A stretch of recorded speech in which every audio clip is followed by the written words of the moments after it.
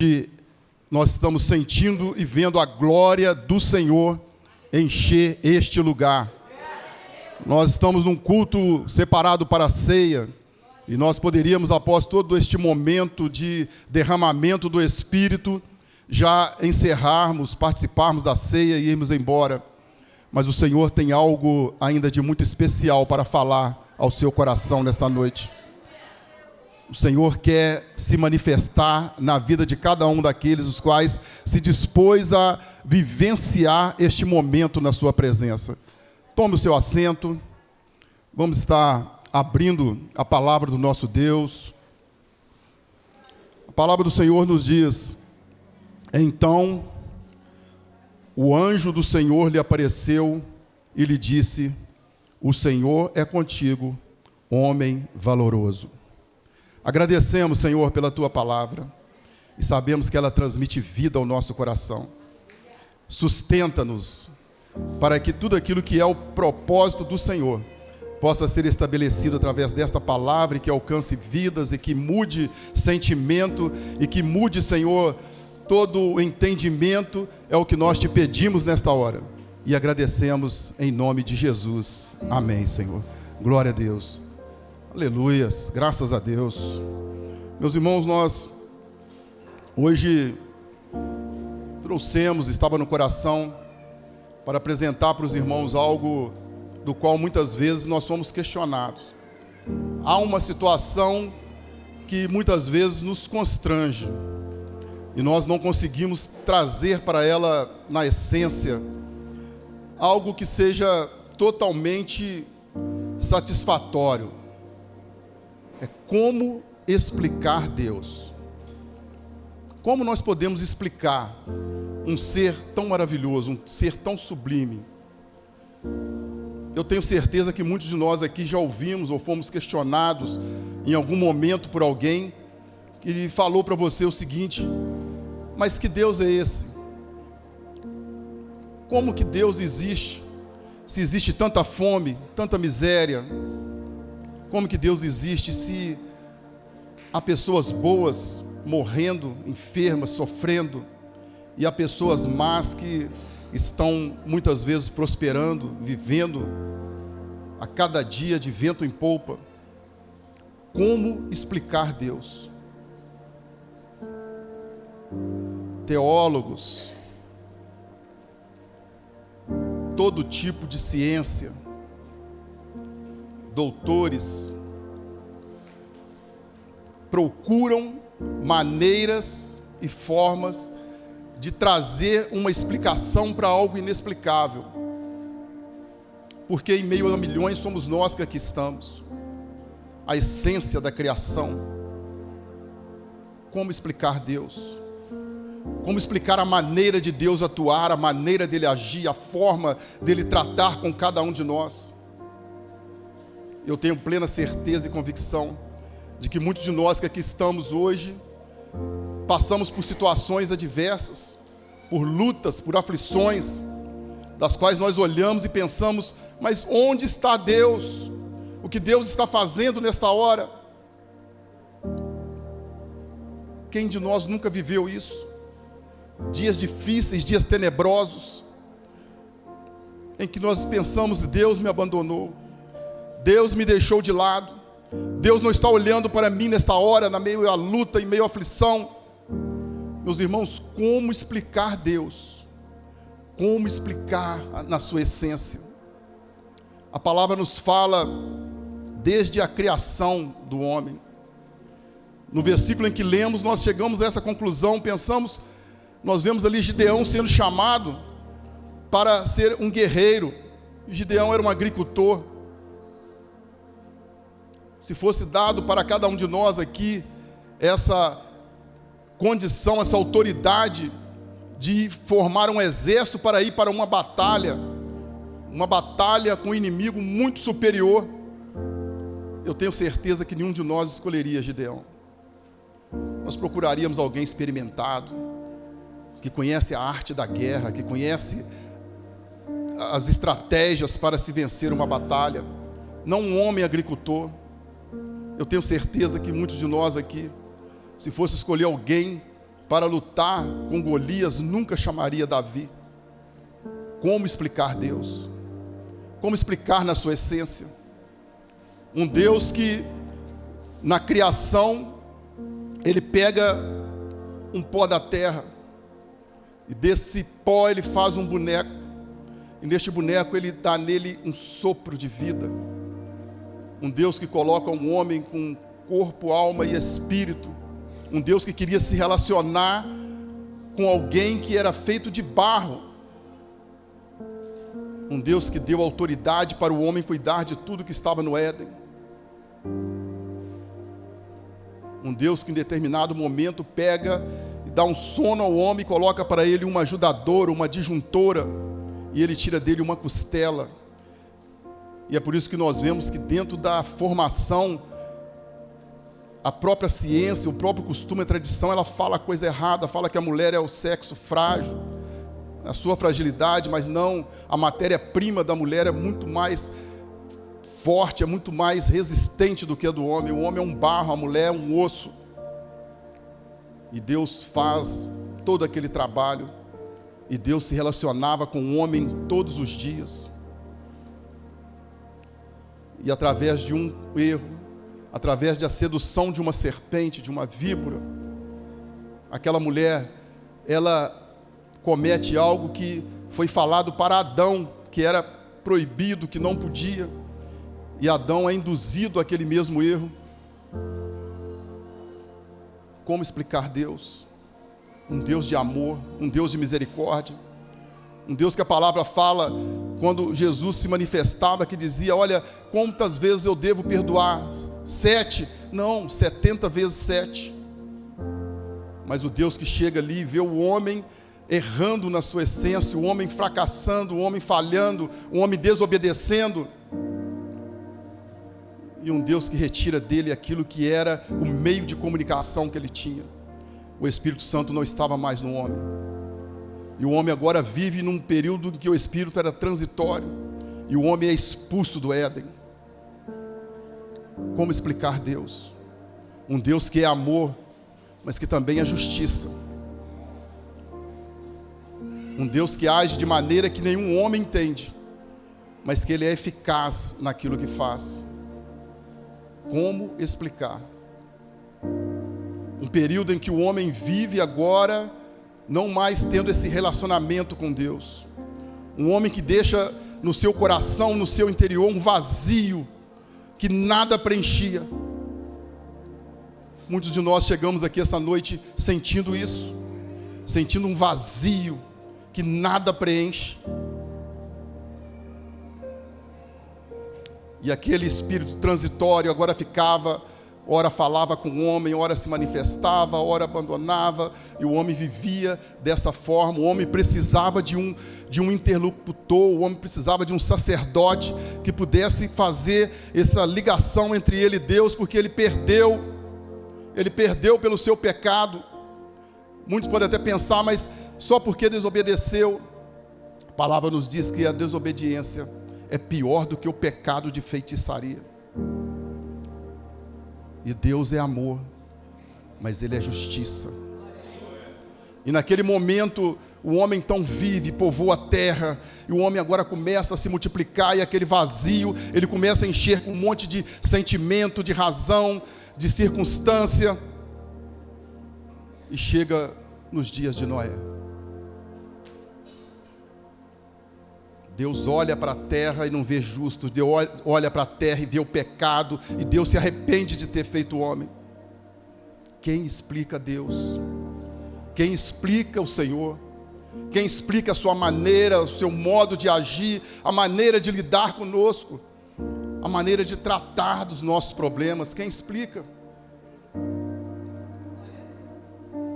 E o Deus que olha agora o homem que Ele criou, inundado em pecado, perdido, Deus destrói toda a humanidade. E Ele chama um homem, a sua mulher, 3 filhos e noras. E Ele fala para esse homem: olha, vai lá no deserto, constrói uma arca. Quem explica Deus? Uma arca no meio do deserto. Noé era escarnecido, zombavam dele, falavam dele, mas o dilúvio veio, aquela geração pecaminosa, eles foram consumidos pelas águas do dilúvio. Noé e sua família prevaleceu. E que Deus é esse? Que Deus que trata com tanta severidade, que Deus que é tão justo. Como explicar esse Deus?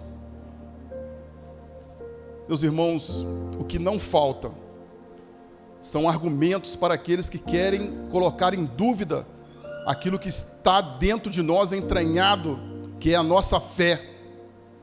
A fé num Deus que pode tudo, a fé num Deus que realiza o impossível. E é isso que nos mantém de pé. É isso que nos faz a diferença daquele que serve a Deus e o que não serve. É isso que coloca-nos numa posição em que nós entendemos da experiência necessária que temos de viver com Deus. É por isso que passamos pelo vale. Deus destruiu aquela geração. O homem volta a povoar a terra. E Deus quer se relacionar. Meus irmãos, Deus quer se relacionar com a sua vida. O propósito dele não mudou, ele quer se relacionar com a sua vida. E ele vai ali agora na distante terra de Ur dos Caldeus. E ele chama um homem. E ele fala para esse homem: Abraão, Abraão, você vai ser o pai de uma grande nação. Abraão, você vai andar por um caminho que eu te mostrarei. Você vai andar na minha dependência. Abraão caminha neste propósito. Sai da sua terra, larga a sua parentela. Como explicar Deus? Um Deus de família, um Deus de união. E ele fala agora: sai, larga tudo. Deixa a tradição, deixa os costumes, deixa aquelas coisas que tanto te prendem. E Abraão olha e fala: como vou ser pai de uma grande nação? O Senhor me chamou, o Senhor me escolheu, mas a minha mulher é estéril, ela não pode ter filhos. Como explicar Deus? Não poderia ter chamado um homem que tivesse uma mulher, que tivesse filhos, mas Deus chamou Abraão. Meus irmãos, e esse mesmo Deus que chamou Abraão com essa mulher estéril, hoje Ele tem chamado a sua vida, hoje Ele tem falado ao seu coração. E muitas vezes nós olhamos para dentro de nós, nós falamos: mas eu não tenho nada que agrada, eu não tenho nada, eu não tenho condições. Deus faz determinadas coisas porque Ele não quer que a honra seja do homem, mas a honra é dada a Ele. Como explicar Deus?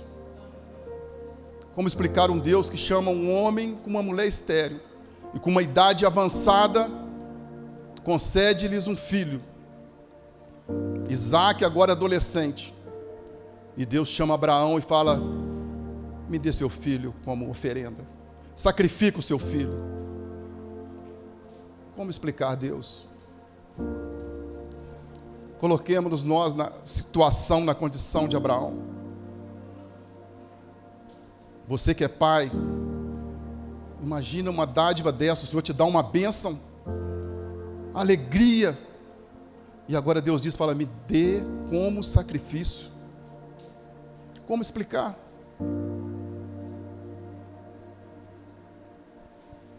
Mas Ele providenciou o substituto. Os irmãos, não tem como explicar Deus, a sua maneira, a sua forma de agir. Uma certeza nós temos que ter sempre no nosso coração: que tudo o que Ele faz é para o nosso bem. Ele é o alfa, Ele é o ômega.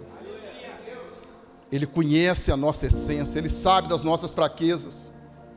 Ele nunca vai permitir que venha sobre a sua vida uma luta maior do que aquela que você pode suportar. Mas ninguém explica Deus. Deus chega em uma reunião no céu.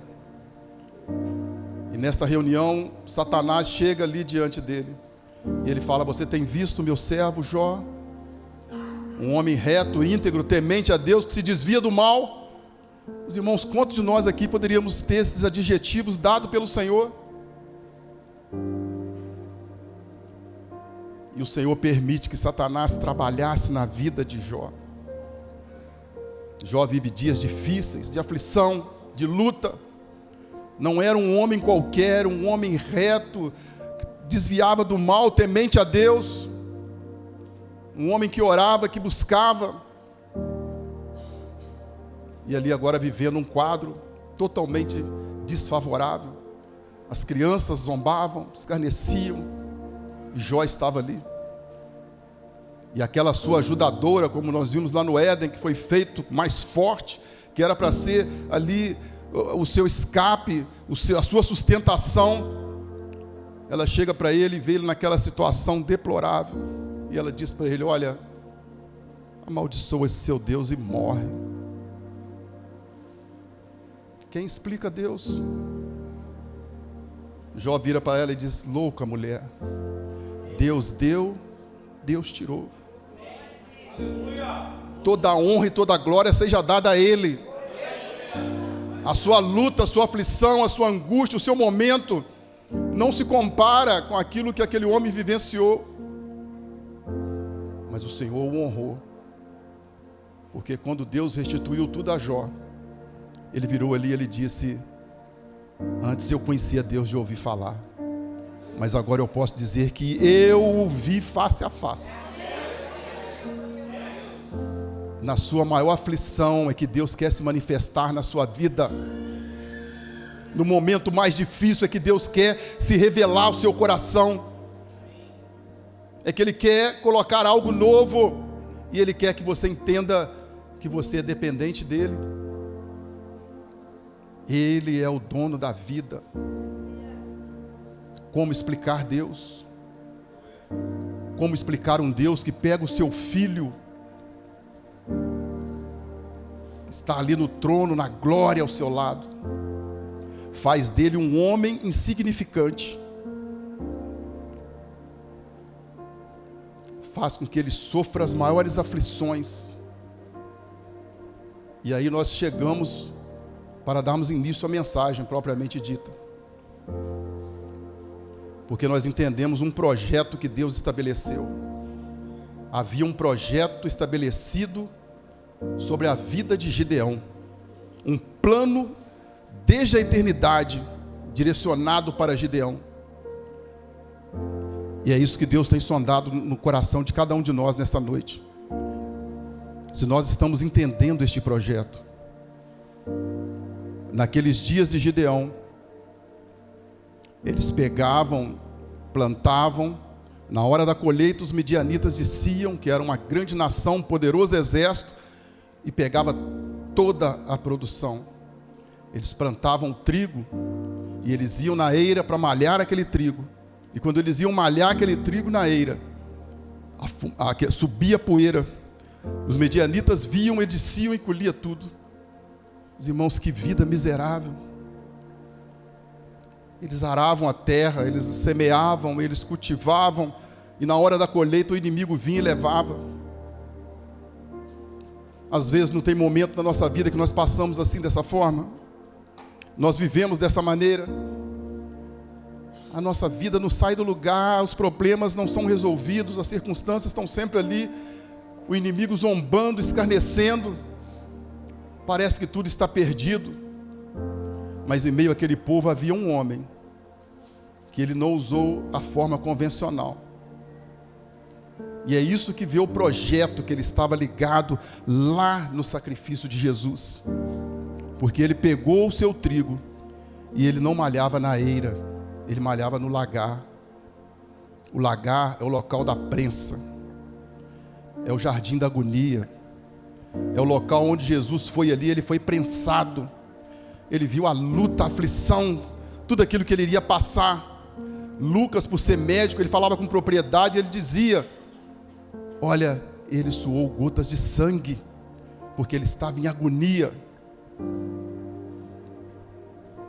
Os irmãos, você já passou um momento que você suou gotas de sangue? A ciência fala que quando há uma agonia muito profunda, a pessoa costuma suar gotas de sangue. E Jesus, como homem, ele viveu isso. Como explicar Deus? Imagine você ver o seu filho numa agonia, suando gotas de sangue. Você falaria para um anjo: vai lá e destrói isso tudo, porque era capaz de fazer isso. Uma palavra mudava tudo. Mas ele permitiu que o seu filho fosse humilhado, crucificado e morto, por amor a cada um de nós que estamos aqui hoje. Abraão ia sacrificar Isaque, e ele providenciou um cordeiro, mas o Filho de Deus foi morto na cruz, humilhado, para que hoje nós pudéssemos gozar de vida, e vida em abundância na sua presença. Como explicar Deus? Como explicar tudo isso? Gideão agora ele sai dentro de um projeto, e ele vê, não, agora já que ficou, a primeira ação que Gideão fez foi destruir os ídolos de Baal que estava ali na casa do seu pai.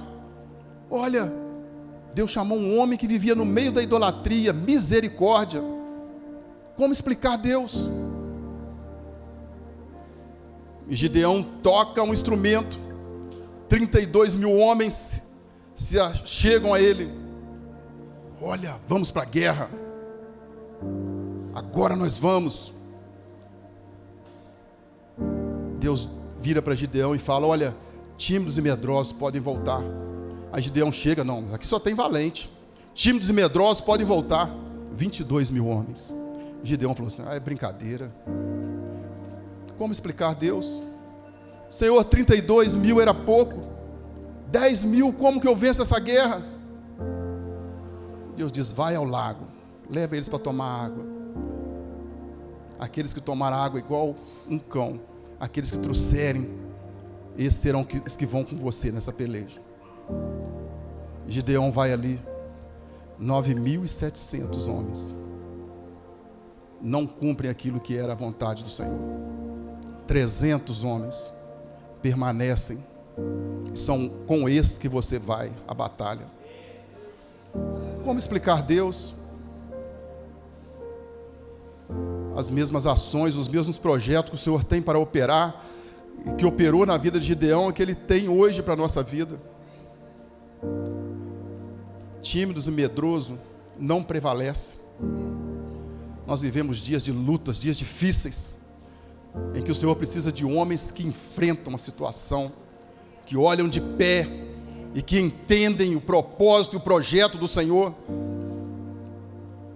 Tímidos e medrosos não vence as batalhas, ele se rende ao inimigo, ele se rende à vontade do adversário.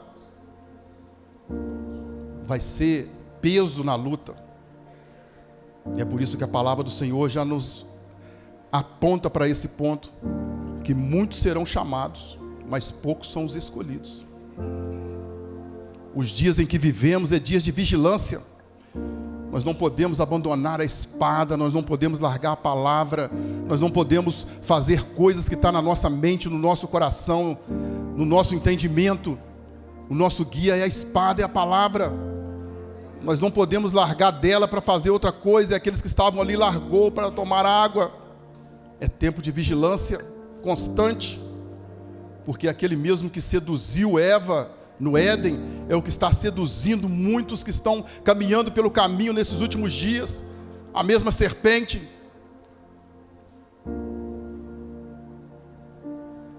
O que nós vivenciamos hoje é a beleza e a grandeza de que Jesus, ter sido humilhado na cruz, abriu para nós um novo e vivo caminho. Porque aquilo que nós havíamos perdido no Éden, nós conquistamos com o sacrifício de Jesus. Porque quando ele volta agora, que ele fala para os seus discípulos, ressuscitado, ele diz para ele: olha, é necessário que eu vá para o Pai, que eu volte para lá, mas vocês não ficarão órfãos, eu enviarei o Consolador. E aquele Espírito que foi perdido ali, o Espírito Santo que foi perdido no Éden pelo pecado de Adão, agora é restaurado pela posição de Jesus. E aquele vazio que havia no homem, ele agora só permite se ele não se deixar encher pelo Espírito. Porque quando você está cheio do Espírito, a sua posição, a sua atitude é outra. Pedro, com espírito transitório, negou Jesus. Mas o mesmo Pedro, cheio da graça, cheio do Espírito, pelo nome de Jesus, ele morreu crucificado de cabeça para baixo, como diz a história. Porque ele dizia: eu não sou digno de morrer igual o Mestre. Meus irmãos, e é isso que o Senhor tem apresentado para nós, é esse o propósito dele para com a nossa vida.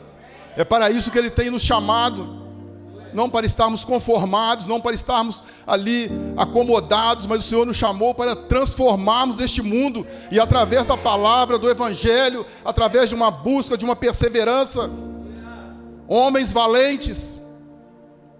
Quem chegaria perto de Gideão e falaria isso? Chamaria ele de um homem valente, diria para ele que ele era um varão valoroso. Esse fato ocorreu porque ele estava inserido dentro de um contexto, dentro de um projeto, dentro de um propósito. E você hoje que subiu por essas escadas, você saiba que Deus tem um propósito para com a sua vida. Por mais insignificante que você possa aparentar e pensar que é, porque Gideão falou isso: eu sou da menor tribo, eu sou alguém insignificante, eu sou uma pessoa difícil. Mas olha, Deus te deu um talento, Deus pôs algo na sua vida, e o que Ele quer de você é que você coloque diante dEle aquilo que Ele apresentou. Ele quer que você multiplique isso. Ele não quer que você fique acomodado, guardado. Não, eu posso fazer, eu sei fazer, mas eu não quero, eu estou decepcionado. Igrejas me machucaram. Coitado. Está ferido, está magoado. Mas sabe por que isso aconteceu na sua vida? Porque você colocou instituição ou homens no lugar que só cabe Jesus. Quando você troca as posições, você entra em luta, porque instituições te decepcionam, homens te decepcionam, mas Jesus te honra. Em todo momento, em todo instante, Ele derrama sobre a sua vida da graça, da comunhão, do poder. E hoje o Espírito Santo de Deus, Ele quer preencher esse vazio no seu coração. E não importa em que momento da sua vida você pegou o seu talento e disse: está aqui, não uso mais, não faço mais, estou cansado, estou decepcionado. Não importa, o Senhor quer restaurar a sua comunhão nesta noite. Por isso que hoje nós falamos que não é mais um culto, não é mais uma reunião, não é mais um encontro, é um momento de restauração, é um momento de você entender quem é Deus, tudo que Ele fez, tudo que Ele realizou, todo o sacrifício e a maneira como Ele trata, para que você entenda que Deus é amor, que Deus é justiça, que Deus move todas as coisas para honrar aquele que nele espera e que nele confia. E nós já estamos caminhando para encerramento. Os irmãos do louvor, se quiser vir, pode estar à vontade. O que nós queremos deixar aqui como essencial para a igreja do Senhor, para a amada, para a noiva, nesta noite, é que você não deve se render diante das ações da serpente, dos argumentos, das circunstâncias, mas o Senhor te trouxe aqui essa noite para que você se renda diante dEle, para que você se entregue a Ele, para que você deixe que o Espírito Santo encha a sua vida, o seu coração, para que você permita que Ele seja aquele que governe verdadeiramente o seu destino, que não seja uma razão, um sentimento, palavras que colocam dúvidas, incerteza. Que Deus é esse? Esse é o Deus da minha vida, é o Deus que age no sobrenatural, é o Deus que opera onde o homem não vê, é o Deus que faz aquilo que está além da capacidade, do sentimento e do entendimento humano. A Ele que eu quero me render, a Ele que eu quero me entregar. E eu te convido neste momento a estar de pé. E aonde você está, não vou fazer apelo, não vou colocar nada disso. Mas aonde você está, eu quero orar pela sua vida nesta noite. Você vai se render ao Senhor. Não importa a circunstância que você viveu, não importa as decepções que você teve, mas Ele está nesse lugar. Nós cantamos aqui isso. Ele está nesse lugar. E você vai se render a Ele. E Ele vai transformar a sua vida. E Ele vai transformar o seu coração. E Ele vai mudar a sua sorte. E Ele vai operar coisas que aos seus olhos, o seu entendimento estavam perdidas, não tinha mais como. Se renda ao Senhor.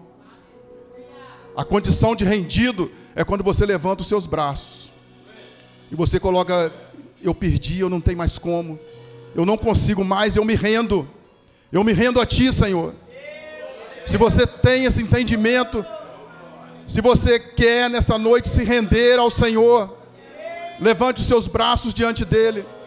Olha: Senhor, eis-me aqui, Senhor. Senhor, eu não entendo, eu não conheço, eu não sei explicar, mas eu sei que algo sobrenatural está enchendo a minha vida nesta noite. Eu sei que uma experiência, uma visitação diferente está enchendo o meu coração. Eu não consigo me sustentar, eu não consigo mais segurar, eu não consigo me manter. Eu me rendo a Ti. Eu me rendo a Ti, Senhor, porque só o Senhor pode solucionar o problema da minha vida. Só o Senhor pode sustentar-me. Senhor, eu não estou participando de mais um culto. Eu estou aqui para me render a Ti, para me colocar diante do Senhor, para me entregar ao Senhor, para me colocar os meus dons, os meus talentos à disposição do Senhor. Senhor, que a Tua vontade prevaleça. Senhor, eu me rendo na Tua presença, eu me rendo diante de Ti, eu me coloco dessa forma, porque eu já não suporto mais, eu não aguento mais. Eu me rendo a Ti, Senhor.